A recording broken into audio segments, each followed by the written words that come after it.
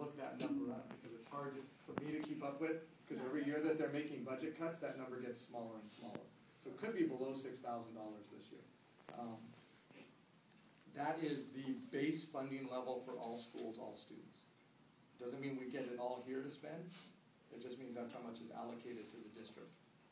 Now, that is for East Side.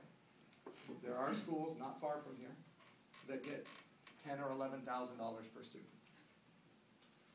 Schools in Palo Alto make a lot more money per student than we do because they come from a community that pays more taxes. That's one of the issues with funding education in the state of California. It's not fair. What they say is there's a minimum. Every student will get at least this much, but if you're from a wealthy neighborhood, then you should get more. And for me, I don't think that's fair.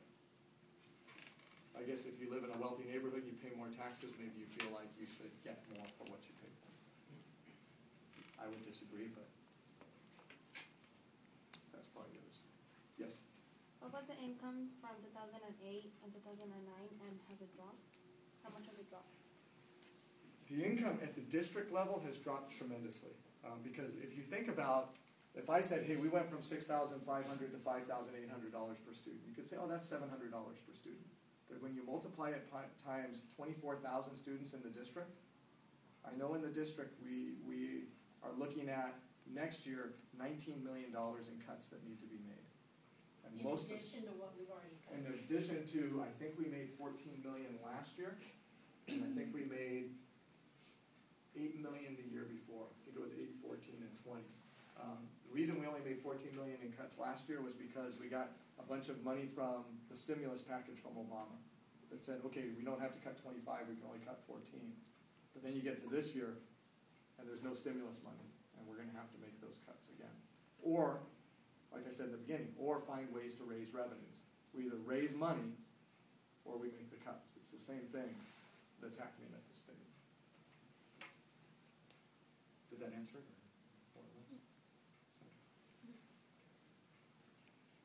Do you think it's possible for them to close one of the schools down in the district to have more money for the rest of the schools? I think that you would save, if you did that, you would save some money. Let's say they closed Overfelt, and they said some of you are going to go to YB, some of you are going to go to Mount Pleasant, some are going to go to Silver Creek, and some are going to go to Independence. We'll just divide it up. What money would you save? Well, you would all still need the same number of teachers, right? Because you just, but those teachers would be at different schools. You would save money on the buildings and on the electricity, although I don't know how much you could get for the buildings unless you said we're going to sell the land. And if you sell the land, that's one-time money. It doesn't go long-term. You'd save electricity and stuff, so you'd save some money there. You'd save on overhead. You wouldn't need a new principal at each of those schools. You'd probably save a couple $1 million if you closed a school, I think a big high school, and move the students around. That would be my prediction. I don't know, does that sound right? I hadn't thought about that much, but that would be my guess. And how much money do you think the things you guys just made in the parking lots will save? I know the thing with the solar project is that it's a very good decision because there's another pot of money I didn't talk about. And that is, 2 years ago, the community voted for a bond measure, Measure E, that said, we agree to raise our property taxes to help pay for school improvements. That money can't go to teachers, can't go for paper and books, it can only go to buildings, fields, things like that. So they took that money and installed the solar panels, right? With the solar panels, they are going to already start cutting on our electricity costs. Electricity cost comes out of the general fund.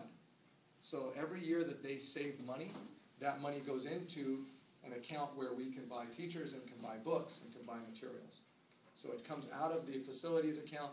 Now, within 15 years, at the longest, everything we spent on that solar project will come back to the district in savings and electricity.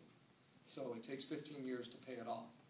But as it's paying it off, it's saving money right now. Starting next year, it's aiming at saving $400,000 to $500,000 just at Overfelt to help pay for teachers and supplies.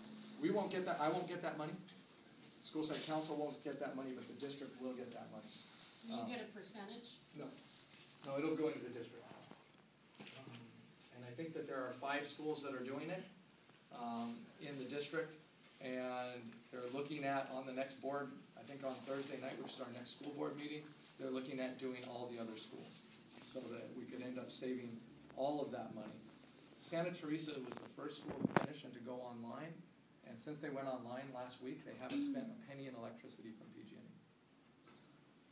All their electricity has come from their solar panels, because when it's sunny outside but not hot, people aren't using the air condition, but they're generating a lot of electricity. So it's an example of how we can save money.